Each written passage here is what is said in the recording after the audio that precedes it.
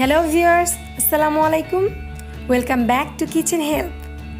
আজকে আপনাদের সাথে শেয়ার করব আরও একটি আমের রেসিপি, আর সেটি হলো পাকা আমের কেক। খুবই সহজে ঘরে থাকা উপাদান দিয়ে কিন্তু এটি তৈরি করে নেওয়া যায়, এবং কোনো ঝামেলা ছাড়াই পারফেক্ট একটা কেক তৈরি করার প্রসেসিংটা আমি আজকে আপনাদেরকে দেখিয়ে দেব। যারা এখনও আমার চ্যানেলটিকে সাবস্ক্রাইব করেননি, প্লিজ সাবস্ক্রাইব মাই চ্যানেল। যারা অলরেডি সাবস্ক্রাইব করেছেন, thank you for being with us. তো চলুন চলে যাই ম্যাঙ্গো কেক প্রসেসিংয়ে। আমি এখানে শুরুতেই পাকা আমগুলোকে কেটে ছোট ছোট টুকরো করে নিচ্ছি। পরে এগুলোকে ব্লেন্ডারে নিয়ে ব্লেন্ড করব।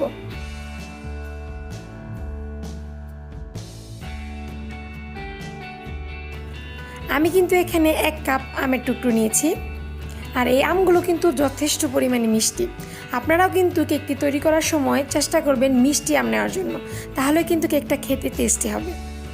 একটি জারে নর্মাল টেম্পারেচারে রাখা 2টা ডিম দিয়ে দিলাম 1 কাপ চিনি। এখন একই কাপের 1 কাপ তেল দিয়ে দিব।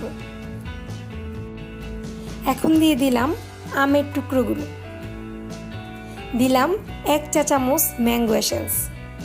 আপনার কাছে যদি ম্যাঙ্গো এসেন্স না থাকে তাহলে আপনি ভ্যানিলা এসেন্সটা ইউজ করতে পারেন, আর যদি এটাও না থাকে তাহলে কোনো সমস্যা নাই, এমনিতেও আপনার কেকের ফ্লেভারটা ভালো হবে। এখন সবগুলো উপাদান একত্রে ব্লেন্ডারে ব্লেন্ড করে নেব। ব্লেন্ড করা হয়ে গেছে। একটি বাটিতে চালনি বসিয়ে দিলাম। এবার এর মধ্যে শুকনো ইনগ্রিডিয়েন্টসগুলো একে একে নিয়ে নিব। ময়দা নিলাম 1 কাপ প্লাস 1/4 কাপ,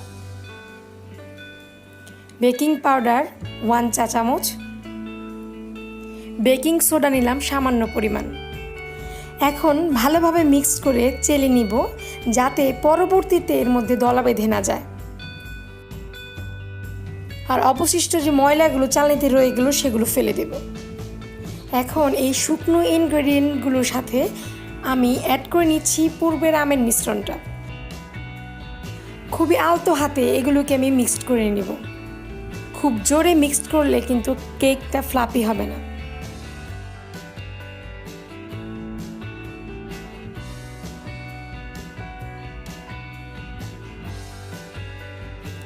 মিশ্রণটা যেন খুব বেশি স্টিকি হয়ে না যায়, সেজন্য সামান্য তরল দুধ দিয়ে দিলাম। তরল দুধ যদি আপনার বাসায় না থাকে সেক্ষেত্রে কিন্তু আপনি এখানে কুসুম গরম পানিটাও ইউজ করতে পারবেন। তবে অবশ্যই আপনাকে খেয়াল করতে হবে যেন মিশ্রণটা বেশি পাতলা হয়ে না যায়। এবার কেকের মোলটাকে সামান্য তেল দিয়ে ব্রাশ করে নিব, যাতে করে কেক বানানোর পর খুব সুন্দরভাবে উঠানো যায়। বাসায় নর্মাল যে লেখার কাগজটা ছিল সেটাকে আমি কিন্তু কেটে এরকম বানিয়ে নিয়েছি, যেটা আমি এখন তলায় লাগিয়ে নিচ্ছি। যেহেতু আমি আগে নিচে তেল মাখিয়ে নিয়েছিলাম, তাই সহজেই কিন্তু কাগজটি লেগে যাচ্ছে। এবার আরেকটু তেল ব্রাশ করে নিলাম। এতে করে কিন্তু কেকের তলায় যেমন পুড়বে না, ঠিক তেমনি রঙটাও সুন্দর থাকবে ইনশাল্লাহ। এখন কিছুটা উপর থেকে কেকের মিশ্রণটা কেকের পাত্রে ঢেলে দিব। কেকের মিশ্রণটা সবসময় কিন্তু উপর থেকে ঢালতে চেষ্টা করবেন, এতে কিন্তু বাবলস হবার কোনো সম্ভাবনাই থাকবে না। আর এই কেকের মিশ্রণটা ভালোভাবে কিন্তু সেট করার জন্য আমি এখন হালকা করে ঝাঁকিয়ে নিলাম। তো এবার চলুন চলে যাই বেকিংয়ে। চুলায় একটি সসপ্যান বসিয়ে তার উপর একটি স্ট্যান্ড দিয়ে দিলাম। এখন ঢাকনাটা দিয়ে দিচ্ছি। এবার হাই হিটে জাল করব 5 মিনিট। এখন কিন্তু কেকের মোল্ডটা খুব সাবধানে সসপ্যানে রাখবো। যেহেতু প্রচণ্ড গরম হয়ে গেছে পাত্রটা, তাই সাবধানতা নিতেই হবে, তা না হলে কিন্তু আমার হাতটা পুড়ে যাবে। আর হ্যাঁ, অবশ্যই মনে করে ঢাকনাতে যদি কোনো ছিদ্রি থাকে তাহলে সেটা কাগজ বা অন্য যে কোনো কিছু দিয়ে বন্ধ করে দিবেন, তা না হলে কিন্তু ভেতরে যে স্টিম আছে সেটা বের হয়ে যাবে।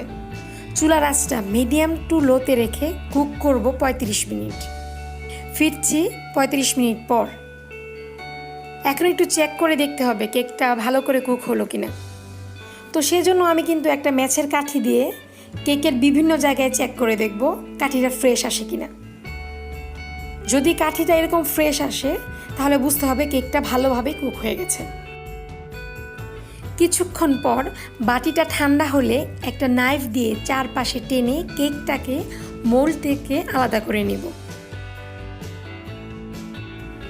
এবার দেখার পালা কেকটা কেমন হলো।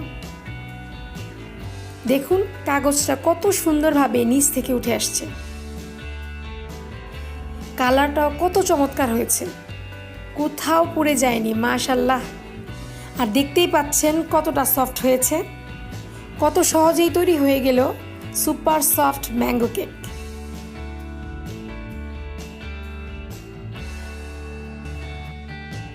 এখন একটু খেয়ে নেই।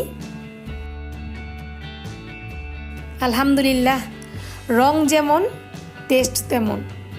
আশা করব আপনিও এই মজার রেসিপিটি বাসায় ট্রাই করবেন এবং কেমন হলো আপনার তৈরি করা কেকটি আমাকে কমেন্ট করে জানাবেন। কিচেন হেল্পের সঙ্গে থাকার জন্য অসংখ্য ধন্যবাদ। আল্লাহ হাফেজ।